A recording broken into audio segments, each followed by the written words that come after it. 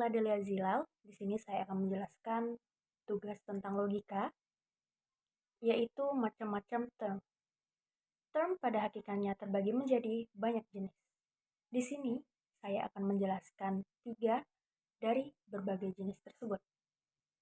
Term yang pertama adalah term konotasi. Term konotasi ialah makna yang melekat pada sebuah kata atau ungkapan yang bukan makna sebenarnya, atau yang sering kita sebut dengan makna tersirat. Makna konotasi bisa bersifat positif, negatif, ataupun netral. Lalu, makna konotasi ini juga terbagi menjadi 2. Ada term konkret dan juga term abstrak. Contoh dari term konkret adalah wanita cantik, di mana kita memikirkan secara langsung sesuai realita dari objek tersebut. Jadi jika kita mengatakan wanita cantik, itu merupakan realita dari apa yang kita lihat secara langsung. Jika makna abstrak, itu dalam artian yang lebih luas lagi, seperti kecantikan, yang tidak melulu tentang sifat seorang wanita. Itu terpisah. Jadi contoh kecantikan bisa jadi karena sifat wanita tersebut baik, atau memberikan perhatian yang lebih terpisah dari objek yang kita pikirkan. Seperti itu. Contoh lain, itu ada kata ular.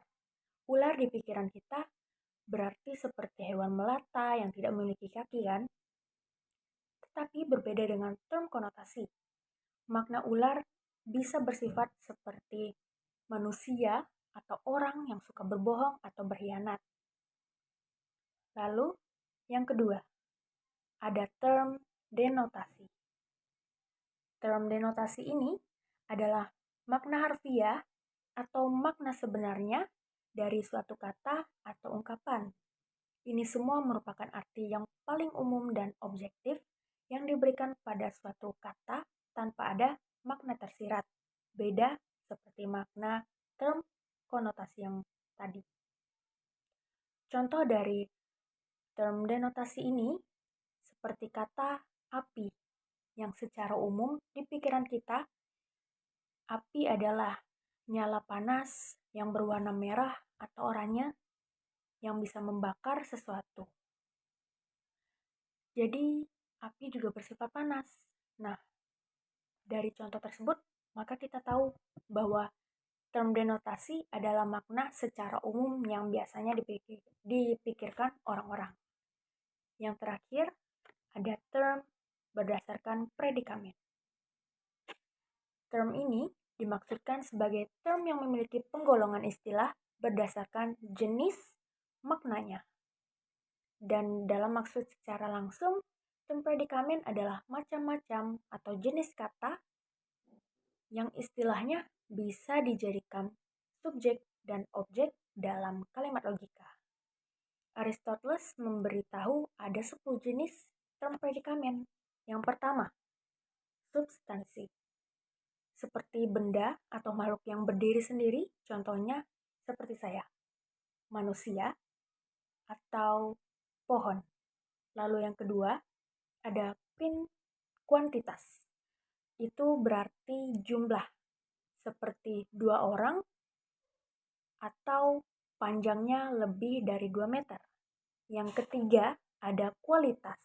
Kualitas lebih dimaksudkan sebagai sifat atau karakter yang kita perlihatkan kepada orang lain. Contohnya seperti gadis itu baik. Lalu yang keempat, ada relasi. Relasi adalah hubungan antara 2 hal. Contohnya, ada yang lebih tinggi dan ada yang lebih pendek. Itu merupakan hubungan dari 2 hal. Lalu yang keenam adalah aktivitas. Aktivitas atau aksi adalah kegiatan yang dilakukan.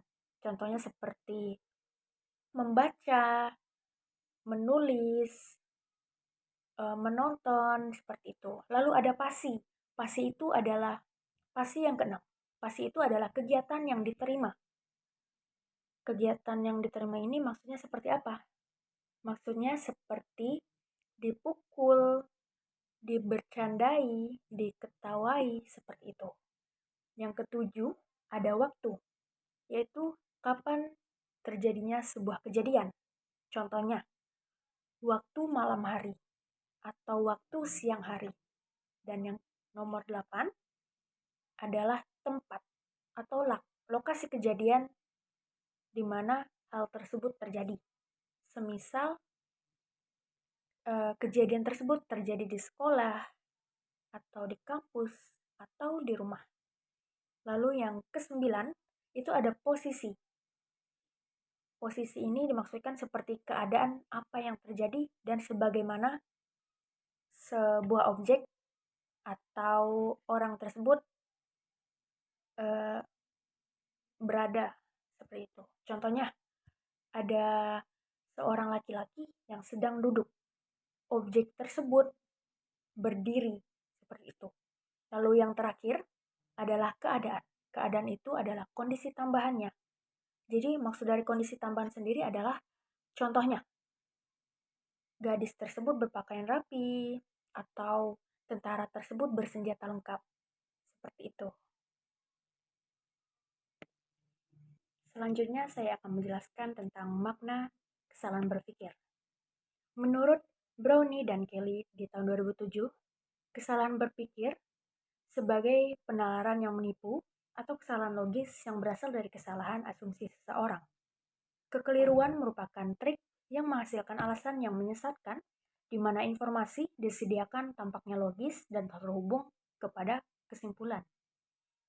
Hanya karena ingin argumen seseorang benar, seseorang bisa dengan mudahnya berpendapat tanpa mempertimbangkan apa yang ia katakan. Kesalahan dalam berlogika ini disebut dengan logically fallacy, yaitu adalah kesesatan berpikir yang timbul karena terjadi ketidaksesuaian antara apa yang dipikirkan dan bahasa yang digunakan untuk merumuskan pokok pikirannya.